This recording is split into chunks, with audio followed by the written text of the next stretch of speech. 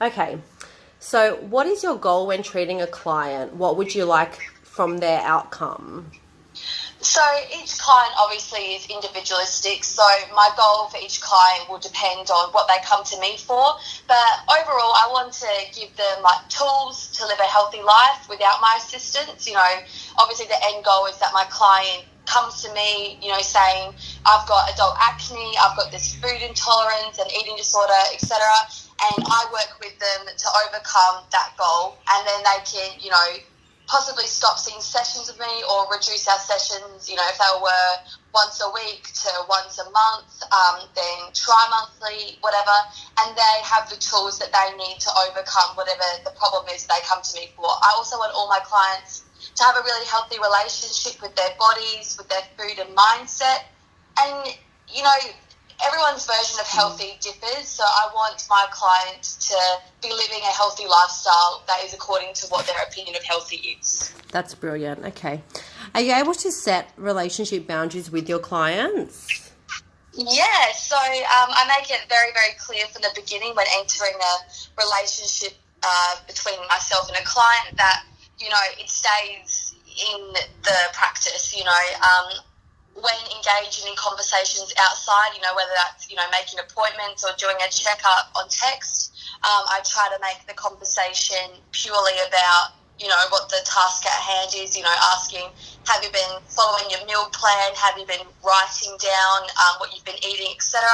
And I try not to deter the conversation in any way that would be outside the boundaries of professionalism.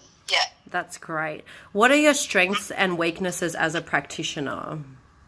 Yeah, so obviously I've gone through some of the issues that perhaps my clients will be going through, so there is a level of relatability there. So I do empathise a lot with my clients, especially, when they're saying they're dealing with certain things that I myself or the people that I love have gone through. I definitely take that on board, and I would see that as both a strength and a weakness. A strength because me being empathetic means that I can relate to them and we can create a close bond, but a weakness because sometimes I can take it too much on board and take my work home with me. But besides that, I think I'm an effective communicator.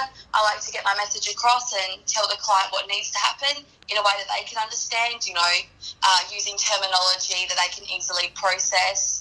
And I also have sound knowledge, like obviously I've got a tertiary level qualification, and I continue to keep update with latest research to understand what's the new findings in nutrition and give my clients the best possible way to overcome whatever it is that they're seeing me for. Yeah, that's great.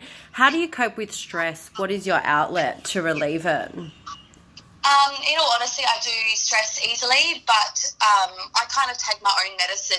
If I have a client coming to me and say that they're stressed, I'd be like, hey, you need to do some things in your daily life that can almost be a way of meditation. So for me, I'm not an emotional eater, but I do find that eating mindfully is my way of meditation. So a good way that I stress is, to be mindful when I'm eating like a square of dark chocolate or having a green tea.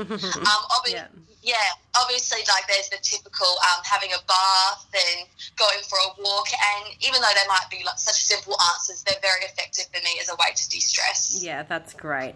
So in this profession, you'll be dealing with a variety of clients. How would you handle working with a difficult client? Like, have you had any past experiences? And if so, can you elaborate? Yeah, for sure. So, again, as I said at the beginning, each client is, different, and how I approach them is all individualistic. But I would approach them in a way that would make them comfortable to talk to me, because obviously there's a boundary there. Obviously there's something that we need to get across, a hurdle that we need to come across for us to be effective in the treatment. So what's making them difficult? Is it that they're not agreeing with me? Okay, well, what don't you agree with? How can we change it? Is it that you don't believe that this method is going to work? Okay, let's try something different. It's just about working collaboratively. Like, we're a team, we both want to overcome these issues. We're going to work together to overcome them. So, I did have a difficulty of working with a binge eating client. So, we worked together on her triggers, what environments can, stop this behaviour, instead of looking at her behaviour, which she had a lot of issues with. Yeah. Great, that's brilliant. Thank you so much.